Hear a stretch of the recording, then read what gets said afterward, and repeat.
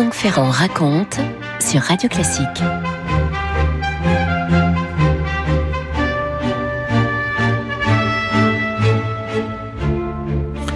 D'abord, une précision familiale qui a toute son importance, vous allez voir, puisque le personnage dont je vais vous parler, le duc de Morny, Charles-Auguste de Morny, est le fruit de l'adultère. Sa mère est une figure célèbre de l'histoire puisque c'est la fille de Joséphine, Hortense de Beauharnais, l'épouse de Louis Bonaparte, vous savez, celui qui était roi de Hollande. Donc, Hortense de Beauharnais est la mère de notre Charles-Auguste. Quant à son père, c'est un général et aide de camp de Napoléon, lui-même fils naturel de Talleyrand. Vous voyez un peu le genre de filiation que ça peut donner. Le père en question, c'est le comte de Flahault. Ce qui veut dire que dans les veines de Charles-Auguste coule le sang de l'impératrice Joséphine et du ministre Talleyrand, le roué politicien. Vous imaginez ça. Hortense, par ailleurs, est la mère de Louis-Napoléon Bonaparte, celui qui va devenir Napoléon III. Autant dire que Morny est le demi-frère du futur Napoléon III. Il était né en 1811, tout à fait en secret, évidemment, dans des circonstances rocambolesques, élevé par sa grand-mère maternelle. À sa majorité, il s'auto-attribue le titre de comte de Morny. On n'est jamais si bien servi que par soi-même, me direz-vous. Et il va faire son chemin en tant qu'homme du monde, industriel sous la monarchie de Juillet. Il va se créer vraiment une grande fortune, se faire élire député de Clermont. On est là en 1842. Est-ce que j'ai besoin de vous dire qu'il est orléaniste, C'est un conservateur qui aime faire des affaires. Personnage assez étonnant. Il est talentueux, jouisseur, avec un sourire toujours un peu hautain, extrêmement élégant, éminemment intelligent et sans scrupules. Il a de qui tenir, évidemment, par Talleyrand.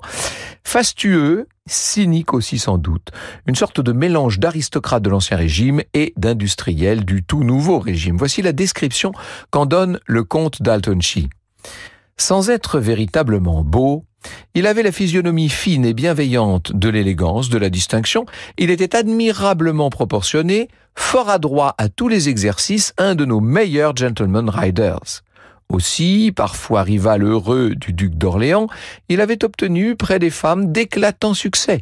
Instruit par un mondain, ayant le goût de la paresse et la faculté du travail, une foi absolue en lui-même, de l'audace, de l'intrépidité, du sang-froid, un jugement sain, de l'esprit, de la gaieté, plus capable de camaraderie que d'amitié, de protection que de dévouement, amoureux du plaisir, décidé au luxe, prodigue et avide, plus joueur qu'ambitieux, fidèle à un engagement personnel, mais n'obéissant à aucun principe de politique ou d'humanité, rien ne gênait la liberté de ses évolutions. Je trouve ce portrait tellement remarquable qu'à la limite, on pourrait presque s'en tenir là. Qu'est-ce que vous voulez dire de plus ? Cet homme-là est très sûr de lui, mais il ne s'embarrasse pas de scrupules. Il va donc probablement aller loin, aller très loin. Il a une maîtresse à partir des années 1830, Fanny Lehon, qui va le rester pendant 20 ans. Elle est l'épouse de l'ambassadeur de Belgique, figurez-vous, fille d'un riche banquier et industriel rhénan. Ça n'empêchera pas son amant d'aller voir ailleurs et de rester le libertin des libertins. Franck Ferrand sur Radio Classique. Et le régime de la monarchie de Juillet peut pas durer éternellement. Révolution de 1848, avènement de la Seconde République, tout ça est très embêtant pour le duc de Morny, qui se fait appeler à l'époque comte de Morny. La situation économique est difficile, la bourse s'effondre, les milieux d'affaires sont littéralement terrorisés par l'avènement de ces républicains dont on ne sait pas s'ils vont faire tellement de bien aux affaires. Dès 1848, Morny sent qu'il va falloir un homme providentiel pour ramener la France dans la voie de l'ordre, dans la voie de l'autorité. Mais à l'époque, il pense pas encore à Louis-Napoléon. Il faut vous dire qu'il ne l'a encore jamais rencontré. Que l'ordre revienne donc dans notre pauvre pays, n'importe par qui, dit-il. Mais quand il apprend que Louis-Napoléon s'est fait élire député, visant à l'évidence la présidence, là, Morny se dit qu'il y a peut-être de l'intérêt à suivre la carrière fulgurante de ce demi-frère qui se rapproche du reste de la légende impériale. Lui-même va essayer de se mettre dans les petits papiers de Louis-Napoléon. Il va se rendre de plus en plus indispensable. Le prince Louis va écraser ses adversaires et quand il sera au pouvoir, il ne pourra pas se passer de moi, dit-il. On peut dire que les deux hommes, quoique demi-frères, ont des caractères vraiment très différents. D'ailleurs, a priori, ils ne s'apprécient pas tellement. Seulement, Louis-Napoléon a besoin de l'extraordinaire carnet d'adresses de Morny, de ses réseaux extrêmement efficaces, de sa connaissance des affaires aussi et de la politique. C'est vrai qu'il n'est pas très entouré, le prétendant Bonaparte. Il sent la nécessité d'appeler à ses côtés un spécialiste. Il lui aurait dit lors de leur première rencontre: vous avez un grand rôle à jouer dans l'avenir de la France. Cet avenir est chargé d'orages et les hommes de bonne volonté ne sont pas trop nombreux. J'aurais besoin de vous. Finalement, Louis-Napoléon parvient à se faire triomphalement élire président de la République. On est en décembre 48. Morny devient dès lors ce qu'on pourrait appeler un visiteur du soir de la présidence. Seulement, les affaires de ce Morny, pour le moment, sont toujours au point mort. Ça va vraiment très mal. Il est couvert de dettes, hanté par la crainte du socialisme qu'il voit monter. Il n'y a que l'Empire qui pourrait nous sauver, dit-il. Ah, là, ça commence à se préciser. En attendant, la famille riche de sa maîtresse, la Fanny Lehon, qui s'appelle les Mosselman, vont accepter de lui avancer un peu d'argent pour une opération destinée à assurer le maintien de l'ordre et de la prospérité. C'est vrai que tous les milieux d'affaires de l'époque redoutent avant tout le socialisme, dont on pense qu'il pourrait parvenir au pouvoir, et évidemment les gens qui sont capables de mettre de l'ordre sont très aidés. Ça va faire pour Morny un prêt de 3,5 millions de francs qui servira pour partie à financer ce qui va devenir un coup d'État, mais n'avançons pas trop vite. En 1849, Morny est réélu député conservateur du Puy-de-Dôme. Il s'impose comme l'organisateur du Parti de l'Élysée, c'est le nom qu'il va lui-même donner à cette mouvance, avec un fossé qui se creuse entre Louis-Napoléon et ses partisans, dont fait évidemment au premier rang partie notre duc de Morny, et puis l'Assemblée, dominée par le parti de l'ordre et tiraillée entre la peur de la gauche, les rouges, les montagnards, et la crainte d'une dictature bonapartiste qui ne ferait pas tellement mieux leurs affaires. Morny conseille à son demi-frère de gagner le cœur de l'armée qui l'acclame lors de ses revues militaires, en prenant des tons napoléoniens, mais aussi en se montrant partout le plus possible dans le pays. Morny incite Bonaparte à faire des bains de foule qui renforcent sa popularité. On entend de plus en plus crier « Vive l'empereur !» « Ah, vive l'empereur !» Oui, ça commence à monter, à fuser de partout. Il faut dire qu'il y a des agents stipendiés qui sont là pour développer cette publicité populaire. Un problème majeur va se poser rapidement pour le président Bonaparte, c'est que la Constitution de la Seconde République ne lui permet pas de briguer un second mandat. Alors qu'est-ce qu'on va faire là ? Ça devient très difficile, vous comprenez pourquoi l'idée d'un coup d'État commence à faire son chemin. Vous écoutez Radio Classique. Il y a autour de Louis-Napoléon Bonaparte un certain nombre de figures plus ou moins efficaces qui vont essayer de le pousser à l'épreuve de force. Et évidemment, à la tête de tous ces gens-là, il faudrait parler de Persigny et d'autres, mais à la tête de tous ces gens-là, il y a bien sûr Morny, qui voilà un moyen de sauver à la fois les intérêts de la France et ses intérêts propres. Est-ce que j'ai besoin de vous rappeler qu'il est par la main gauche le petit-fils de monsieur de Talleyrand, celui-là ?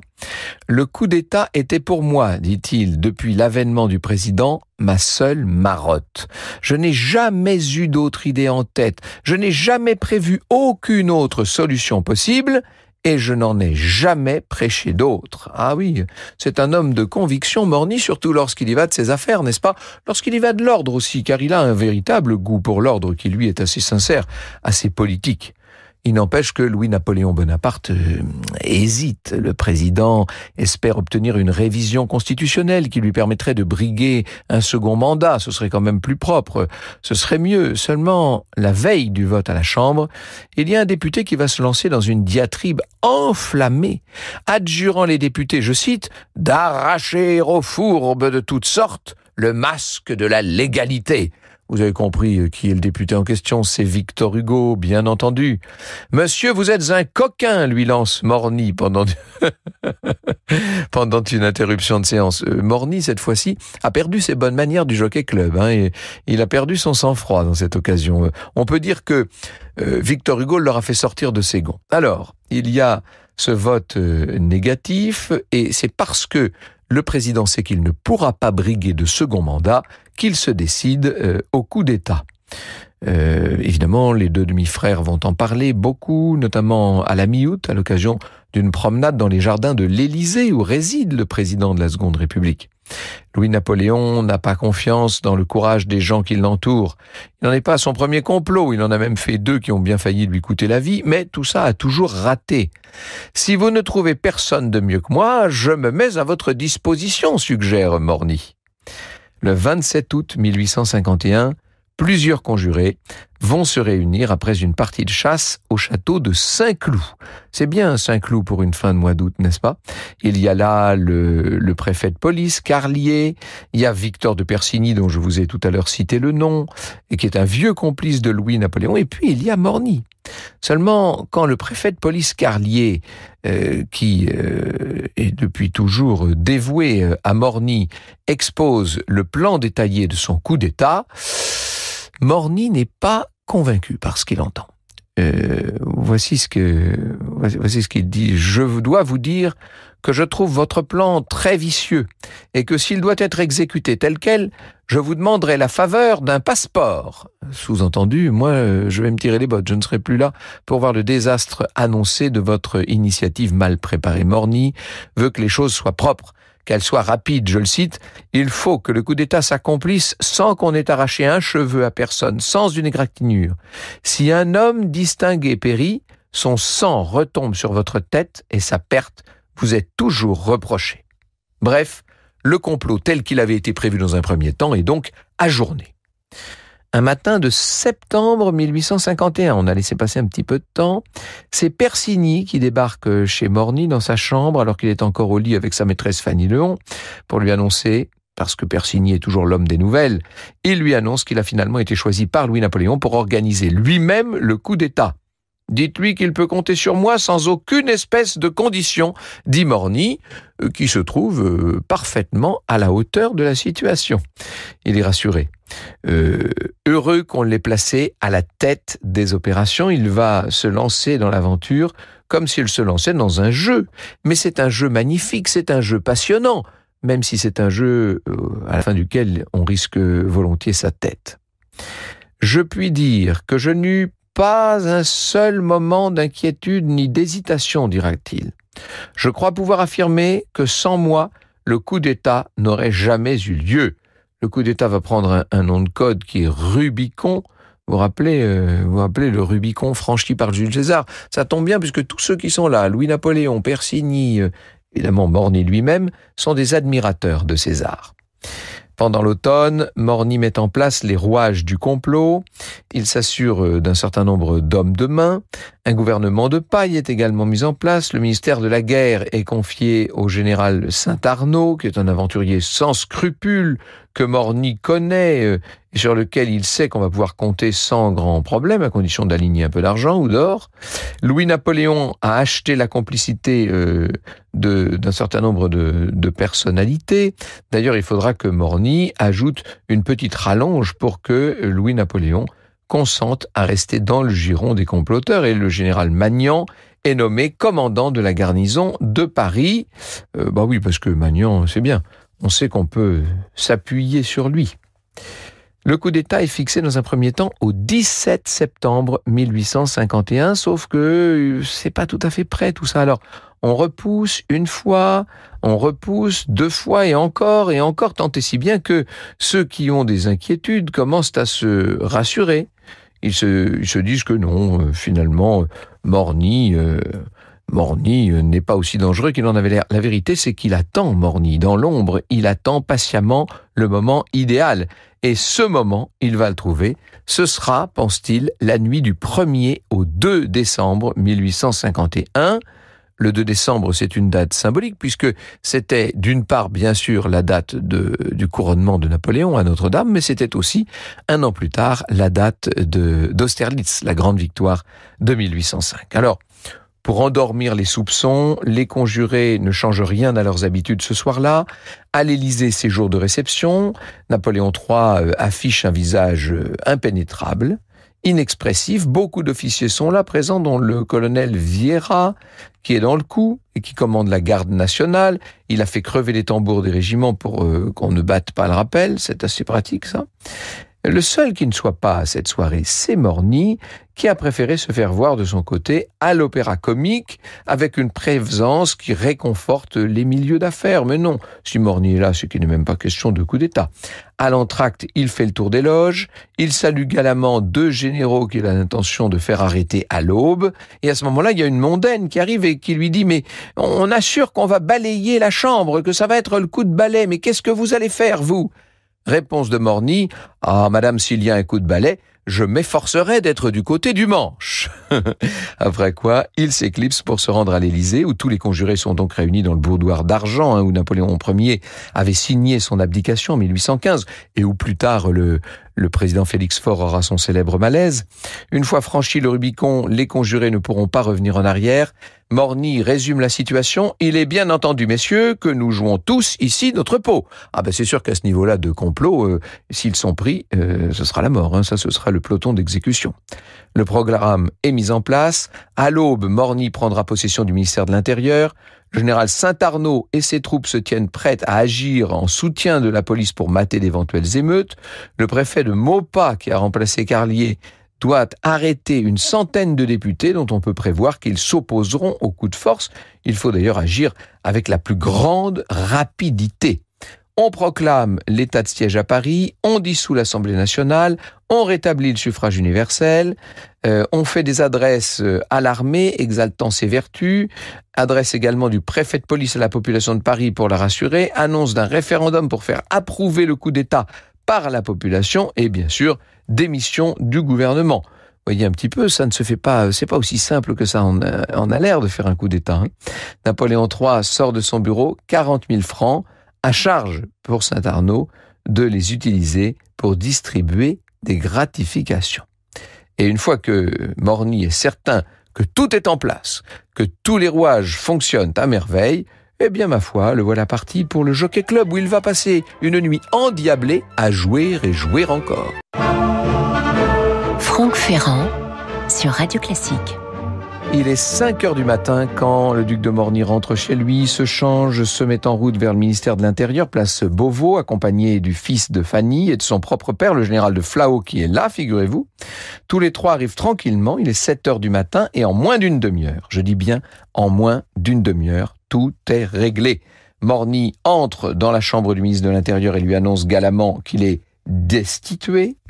Le gros homme en question s'appelle de Torigny, il s'habille à la hâte, quitte le ministère sans dire un mot. Morny le fera nommer sénateur d'Empire quelques années plus tard pour le récompenser de la belle docilité qu'il a su montrer ce matin-là. On est le matin donc du 2 décembre. Morny est à la tête du ministère de l'Intérieur et sa première tâche c'est maintenant d'assurer que tous les ennemis potentiels sont sous les verrous. C'est ça qui avait été prévu. Le Palais Bourbon est occupé par ailleurs dès l'aube par le colonel Espinasse avec son 42e régiment d'infanterie. Une trentaine de parlementaires et de personnalités dont on peut prévoir qu'elles s'opposeront au coup de force ont été arrêtés dans leur lit en pleine nuit pour les sauver de leur propre courage. C'est ce qu'on va dire et ça donnera lieu à des scènes plutôt vaudevillesques. Beaucoup seront libérés en vérité après quelques jours. Morny fait tout pour limiter les dégâts. Il est agacé par le préfet de police, Maupas, qui pêche par excès de zèle et fait arrêter les gens un peu à tort et à travers. Morny préfère, si vous voulez, limiter les arrestations au strict nécessaire et surtout ménager les membres du parti de l'ordre. Tous ceux dont il sait qu'un jour ou l'autre, ils pourront se rallier à Napoléon, enfin à Louis-Napoléon, si vous préférez. Par contre, il est hanté, comme beaucoup, par le spectre socialiste et il n'hésitera pas à prendre des mesures draconiennes contre les chefs d'un certain nombre de partis de gauche. Tous ceux que vous soupçonnez d'avoir des opinions socialistes doivent être surveillés sans trêve, dit-il.